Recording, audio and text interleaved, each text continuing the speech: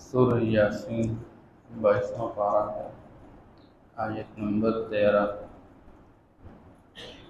اعوذ باللہ من الشیطان الرجیم، بسم اللہ الرحمن الرحیم۔ ماقبل اللہ جل شانہ نے بیان فرمایا کہ واقعی آپ اللہ کے پیغمبر ہیں، انک لمن المرسلین، اور آپ کا کام اس قوم کو ڈرانا اور سمجھانا ہے، لتنذر قوما ما انذر آباؤہم فہم غافلون، کیونکہ آباء و اجداد کو نہیں ڈرائے گئے اور وہ غفلت میں پڑے ہوئے ہیں۔ تو آپ صلی اللہ تعالی علیہ وسلم کی بعثت امت محمدیہ کی طرف، پھر لوگ آپ صلی اللہ تعالی علیہ وسلم کو جھٹلاتے رہے، آپ صلی اللہ تعالی علیہ وسلم پریشانی محسوس کرتے رہے۔ اللہ جل شانہ نے پچھلی امتوں کے حالات سامنے رکھ دیے۔ ایک طرف آپ صلی اللہ تعالی علیہ وسلم کو تسلی دی جا رہی ہے، اگر آپ کو جھٹلا رہے ہیں تو آپ سے پہلے انبیاء علیہ السلام کو بھی جھٹلایا گیا۔ دوسری طرف جھٹلانے والوں کو تنبیہ کی جا رہی ہے کہ جیسے پہلے جھٹلانے والوں کو انجام کار تباہ و برباد کیا گیا تو تمہارا بھی انجام یہی ہوگا، تم لوگوں کو تباہ و برباد کیا جائے گا۔ اس لیے اللہ جل شانہ یہاں پر بیان فرما رہے ہیں ایک واقعے کو، اور آپ صلی اللہ علیہ وسلم کو ارشاد فرما رہے ہیں کہ آپ ان کے سامنے بیان کیجئے ایک واقعہ بستی والوں کا۔ بعض لوگوں نے اس بستی کے متعلق لکھا ہے کہ یہ شہر ہے انطاکیہ، شام کا ایک علاقہ ہے، لیکن اس پر کوئی ٹھوس اور مضبوط دلیل موجود نہیں ہے، کوئی بھی بستی ہو سکتی ہے۔ پھر جن پیغمبروں کو بھیجا گیا ہے، بعض کی رائے یہ ہے کہ یہ عیسیٰ علیہ السلام سے پہلے کے زمانے کا واقعہ ہے اور کچھ انبیاء علیہ السلام کی بعثت ہو گئی۔ بعض کہتے ہیں یہ عیسیٰ علیہ السلام کے بعد کے زمانے کا واقعہ ہے اور عیسیٰ علیہ السلام نے اپنے حواریین میں سے کچھ بندوں کو بھیجا تھا ان کی طرف۔ بہرحال زیادہ رائے معلوم یہ ہوتی ہے کہ یہ انبیاء علیہ السلام تھے اور کسی بستی کے اندر اللہ نے بھیجے تھے۔ اس لیے اللہ فرماتے ہیں میرے پیغمبر آپ ان کے سامنے واقعہ اور حال بیان کیجیے بستی والوں کا۔ اذ جاء المرسلون، جب ان کے پاس وہ بھیجے گئے پیغمبر تشریف لائے، اذ ارسلنا الیہم اثنین، اللہ نے پہلے اس بستی والوں کی طرف 2 پیغمبروں کو بھیجا، فکذبوہما، تو ان لوگوں نے ان دونوں پیغمبروں کو جھٹلایا، فعززنا بثالث، اللہ نے پھر ان دونوں کی تائید کے لیے تیسرے پیغمبر کو بھیجا، اور تینوں پیغمبروں نے ایک ہی بات کہہ دی، فقالوا انا الیکم مرسلون، او بھائی ہم تمہاری طرف اللہ کی طرف سے بھیجے گئے پیغمبر ہیں، ہم تمہاری خیرخواہی کے لیے بھیجے گئے ہیں۔ قالوا ما انتم الا بشر مثلنا، ان کا ایک ہی جواب تھا، اور پچھلے لوگوں کے لیے نبوت کے ماننے میں یہی چیز رکاوٹ تھی، وہ یہ سمجھتے تھے کہ اگر کسی کو نبی بنانا ہے تو پیغمبر نبی نہیں بن سکتا، پیغمبر کوئی فرشتہ ہونا چاہیے۔ اس لیے وہ کہتے تھے ما انتم الا بشر مثلنا، تم ہمارے جیسے بشر ہو، انسان ہی ہو، ہمارے جیسے کھاتے ہو، ہمارے جیسے پیتے ہو، ہمارے جیسے بازاروں میں چلتے پھرتے۔ آپ صلی اللہ تعالیٰ علیہ وسلم کو بھی یوں کہا گیا، پچھلے انبیاء علیہ السلام کے بارے میں یوں ہی کہا گیا، لہذا یہ تم جو ہمارے جیسے زندگی گزارتے ہو اور ہمارے جیسی صفات تمہارے میں پائی جاتی ہے تو تم پیغمبر بننے کے مستحق نہیں ہو۔ پیغمبر تو وہ ہونا چاہیے جو نہ کھائے نہ پیے۔ اللہ نے قرآن میں فرمایا کہ اگر ہم کسی فرشتے کو پیغمبر بنا کر بھیجتے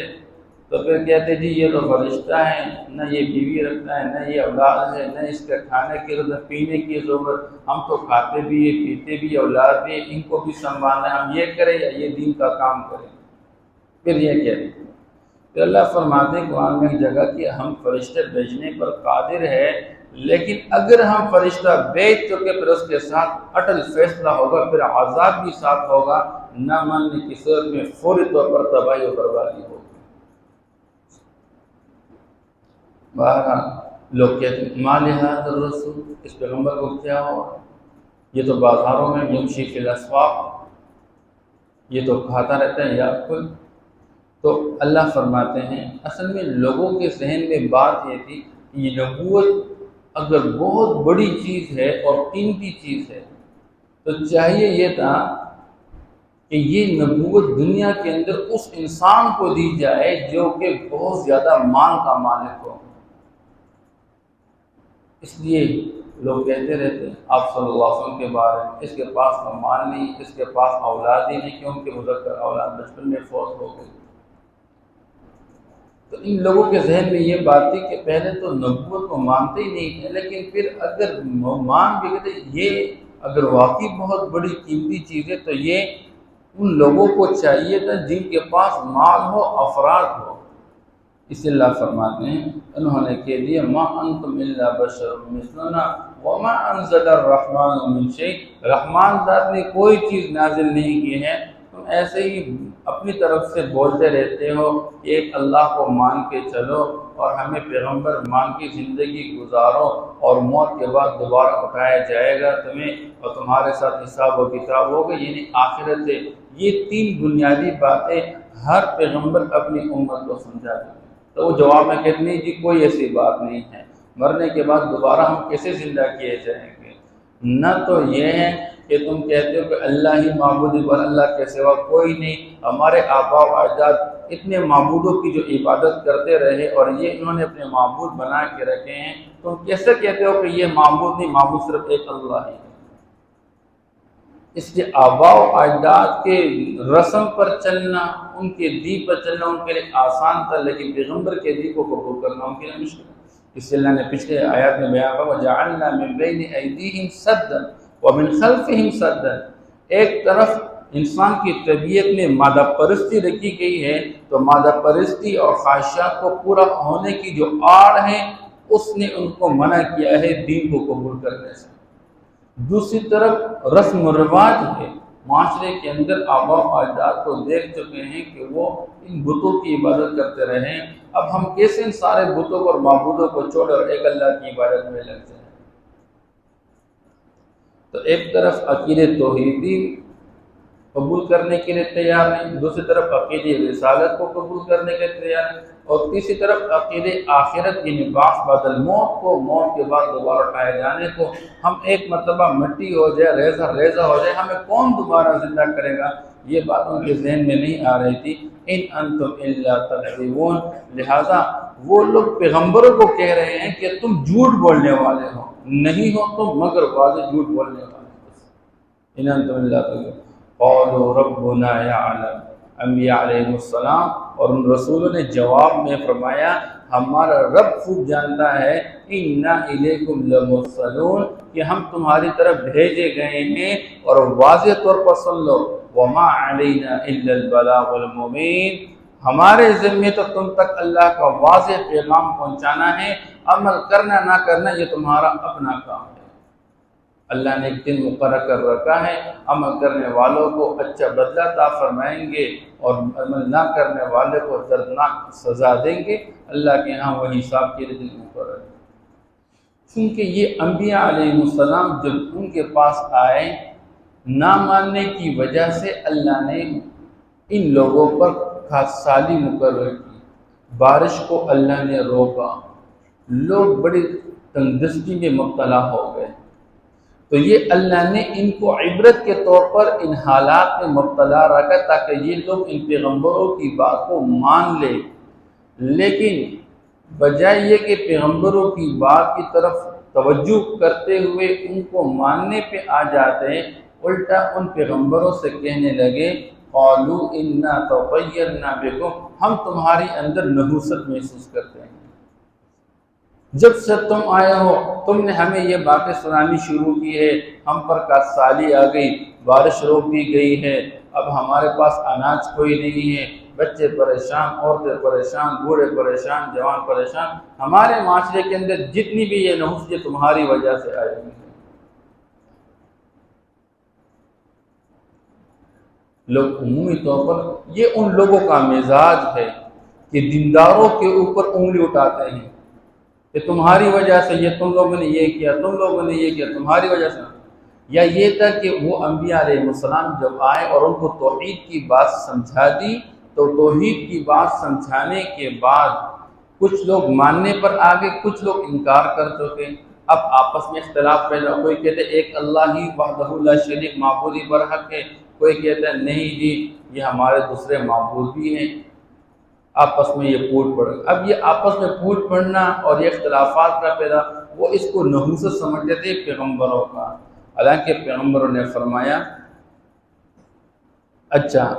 اب ان کو دھمکی میں آ گئے، لئن لم تنتہوا، یاد رکھو اگر تم باز نہیں آؤ گے، لنرجمنکم، ہم تم پر پتھریں برسا دیں گے، تمہیں سنسار کریں گے، وَلَيَمَسَّنَّكُم مِّنَّا عَذَابٌ أَلِيمٌ، اور ضرور بے ضرور تم لوگوں کو ہماری طرف سے ایک دردناک سزا ملے گی۔ لیکن پیغمبر داعی حق ہوا کرتا ہے، وہ کسی کی ملامت اور کسی کی دھمکی کی وجہ سے اپنے مشن سے پیچھے نہیں ہٹتا۔ انہوں نے فوراً جواب میں فرمایا قَالُوا طَائِرُكُم مَّعَكُمْ، یہ نحوست تو تمہاری جو نحوست ہے تمہارے ساتھ ہی ہے، یعنی تمہاری نحوست تمہارے اپنے کرتوتوں کی وجہ سے ہے کہ تم اللہ کو وحدہ لا شریک نہیں مانتے ہو، اللہ کے ساتھ اللہ کے غیر کو شریک ٹھہراتے ہو، اللہ کے بھیجے گئے پیغمبروں کی رسالت کا انکار کرتے ہو، آخرت کا انکار کرتے ہو، تمہارے اس کفر کی وجہ سے تم پر یہ حالات آئے ہوئے ہیں۔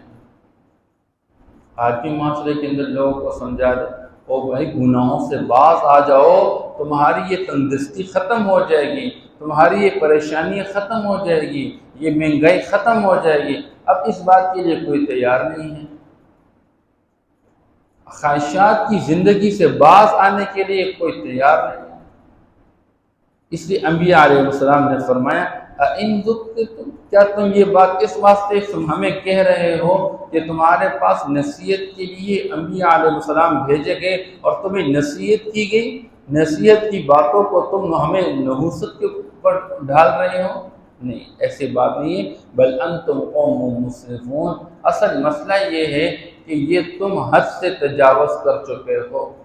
اللہ کی وحدانیت کا انکار، رسالت کا انکار، آخرت کا انکار، یہ تم نے ایک باؤنڈری کراس کی ہوئی جس کی وجہ سے تم پر یہ حالات اور پریشانی آئی ہوئی۔ اس لیے یہ لفظ یہاں پر آیا ہے اِنَّا تَطَيَّرْنَا قَالُوا طَائِرُكُمْ، یہ طائر یہ شگون لینے کے معنی میں آتا ہے۔ زمانے جاہلیت کے اندر لوگوں کی عادت ہوتی تھی جب کسی کام پہ یا سفر پہ نکل جاتے اپنے گھر سے صبح صبح تو ایک پرندہ اڑا دیتے تھے، اگر وہ پرندہ دائیں طرف چل پڑتا تو لوگ سمجھتے کہ اس کام میں کامیابی ہوگی، ہمارا سفر مبارک ہوگا، اچھا ہوگا۔ اگر وہ پرندہ بائیں طرف چلا جاتا تو وہ لوگ سمجھ جاتے کہ اب یہ ہمارا کام پورا نہیں ہوگا، ہمارا یہ سفر جو ہے یہ صحیح سلامت نہیں رہے گا، اس میں کوئی پریشانی ضرور آئے گی۔ اور یہی عادتیں بعد کے معاشرے کے ہندو مزاج کے لوگ لے گئے، کسی کام کے لیے نکل پڑے تو ایک کالا کتا سامنے آ گیا، او بھائی اس کے کوئی مسئلہ آئے گا ضرور، سامنے کوئی کالی بلی آ گئی، اور جی اس سے کوئی پریشانی سامنے آئے گی۔ اور عورت کو اتنے منحوس سمجھتے کہ جب وہ گھر سے نکل کے عورت کو دے سمجھ جاتے کہ بھائی یہ منحوس چیز سامنے آئی ہے، ہمارا یہ کام پورا نہیں ہوگا۔ بعض لوگ کوے کو دیکھ لیتے بھائی اس سے کوئی شگون مراد لیتے ہیں۔ آپ صلی اللہ علیہ وسلم نے فرمایا کہ یہ جو طیر ہے شگون لینا ہے یہ شرک میں سے ہے، اور آپ صلی اللہ علیہ وسلم دعا مانتے ہیں اللہم لا خیر الا خیرک ولا طیر الا طیرک، اللہ اگر کوئی خیر انسان کو ملتا ہے وہ آپ ہی کی طرف سے ہے، اور انسان پر اگر کوئی خیر کے علاوہ حالت آ جاتی ہے وہ بھی اللہ ہی کی طرف سے ہے، ان چیزوں کی وجہ سے نہیں، کسی کو دیکھنے کی وجہ سے، بس میری آنکھوں پہ فلاں لگ گئی ہے، بس اس کی وجہ سے میرا پورا دن برا رہ گیا، اور فلاں نے مجھ سے باتیں کر لی آج صبح صبح، اس کی وجہ سے میرا پورا دن برباد ہو گیا، یہ باتیں کہنا یہ مناسب نہیں۔ ہاں اچھا فال لینا وہ الگ چیز ہے، اچھی بات سن کر، اچھا لفظ سن کر اس سے اچھا حال مراد لینا، جیسے آپ صلی اللہ تعالیٰ علیہ وسلم بعض اوقات کسی جنگ کے میدان میں ہوتے اور ہوائیں چل پڑتی، آپ صلی اللہ علیہ وسلم ان ہواؤں سے اچھا فال لیتے کہ اللہ پاک ہمیں خوشگوار حالات سے نوازیں گے۔ کبھی کسی لشکر کو بھیجتے، اس لشکر کے اندر کوئی بندے کا نام پوچھ لیتے، کیا نام؟ وہ کہتا راشد، تو آپ صلی اللہ تعالیٰ علیہ وسلم اس سے رشت ہدایت مراد لے لیتے ہیں۔ تو اچھا پھل لینا الگ چیز ہے، لیکن دنیا کی مخلوق کے اندر چیزوں سے برا پھل لینا اور شگون لینا یہ مناسب نہیں ہے، آپ صلی اللہ تعالیٰ علیہ وسلم نے اس سے ممانعت فرمائی ہے۔ وَاضْرِبْ لَهُمْ مَثَلًا أَصْحَابَ الْقَرْيَةِ، اور بیان کیجئے ان کے سامنے بستی والوں کا حال، اِذْ جَاءَهَا الْمُرْسَلُونَ، جب آئے اس بستی کے اندر بھیجے گئے پیغمبر، اِذْ أَرْسَلْنَا إِلَيْهِمُ اثْنَيْنِ، جب بھیجا ہم نے ان کی طرف دو پیغمبروں کو، فَكَذَّبُوهُمَا، بس انہوں نے ان دونوں پیغمبروں کو جھٹلایا، فَعَزَّزْنَا بِثَالِثٍ، بس ہم نے تائید کر دی تیسرے پیغمبر کے ساتھ، فَقَالُوا إِنَّا إِلَيْكُمْ مُرْسَلُونَ، بس ان پیغمبروں نے کہا یقیناً ہم تمہارے طرف بھیجے گئے ہیں، قَالُوا مَا أَنْتُمْ إِلَّا بَشَرٌ مِثْلُنَا، کہنے لگے تم تو ہمارے جیسے انسان ہو، وَمَا أَنزَلَ الرَّحْمَنُ مِنْ شَيْءٍ، اور رحمان ذات نے کوئی چیز نازل نہیں کی ہے، إِنْ أَنْتُمْ إِلَّا تَكْذِبُونَ، یقیناً تم جھوٹ بولتے ہو، قَالُوا رَبُّنَا يَعْلَمُ إِنَّا إِلَيْكُمْ لَمُرْسَلُونَ، ان رسولوں نے کہا یقیناً ہم تمہاری طرف بھیجے گئے ہیں، ہمارا رب جانتا ہے، ربنا یعلم، ہمارا رب جانتا ہے، انا الیکم لمرسلون، کہ ہم تمہاری طرف بھیجے گئے ہیں، وما علینا الا البلاغ المبین، اور نہیں ہے ہمارے ذمے مگر واضح پہنچانا، قالوا انا تطیرنا بکم، کہا ان لوگوں نے ہم تمہارے اندر نحوست محسوس کر رہے ہیں، لئن لم تنتہوا، اگر تم باز نہیں آؤ گے، لنرجمنکم، تو ہم ضرور ضرور تمہیں سنسار کریں گے، ولیمسنکم منا عذاب علیم، اور ضرور تمہیں ہماری طرف سے دردناک سزا ملے گی، قالوا طائرکم معکم، ان رسولوں نے کہا تمہاری نحوست تمہارے ساتھ ہے، یعنی یہ نحوست تمہارے کرتوتوں کی وجہ سے ہے، ان ذکرتم، بس اگر تمہیں نصیحت کی گئی، بل انتم قوم مسرفون، بلکہ تم حد سے تجاوز کرنے والی قوم ہو۔